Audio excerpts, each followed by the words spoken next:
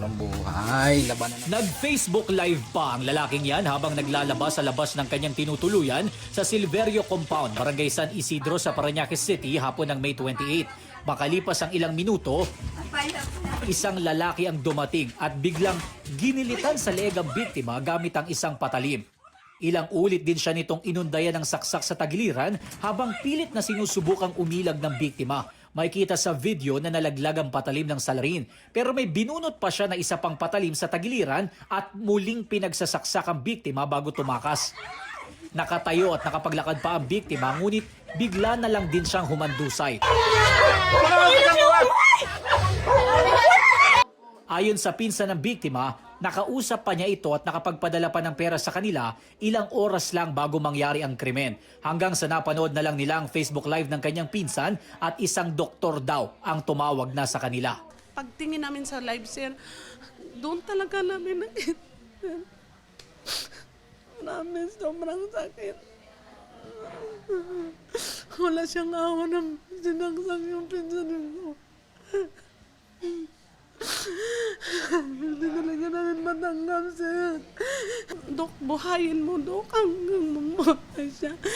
Yan lang po yung ano ko, pero hindi ko alam, sabi niya, kung pupunta kayo, hindi na niya madatnan na buhay.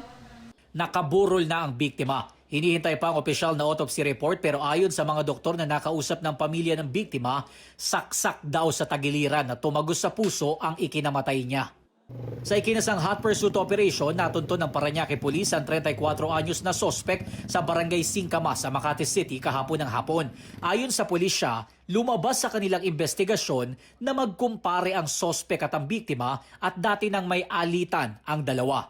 Bago mag-New Year ng 2024, nagkapang-abot na ito. Magkapit-bahay ito eh.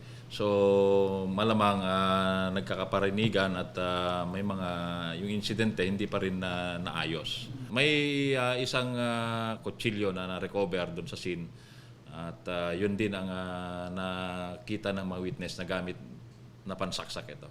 Inaalam pa ng pulisya kung dati na bang may kaso ang sospek at kung gumagamit ba siya ng iligal na droga. Hindi pa nagbibigay ng opisyal na pahayag ang sospek pero ayon sa kaanak niya, blanco rin sila kung ano ang dahilan ng krimen. Humihingi sila ng patawad sa pamilyang naulila ng biktima at sinabing handa silang makipagtulungan. Handa naman po kaming magbigay kung ano pong makakayanan namin. Nakikiramay po kami kasi kilala naman po namin yung tao. Kumontak siya sa akin para sabihin na susuko siya. Tapos nag-inquire ako sa kakilalang pulis kung ano yung tamang proseso. Tapos ayun, ginaid namin siya. Nasa kustodiya na ng Parañaque City Police Station ang sospek na maharap sa reklamong murder.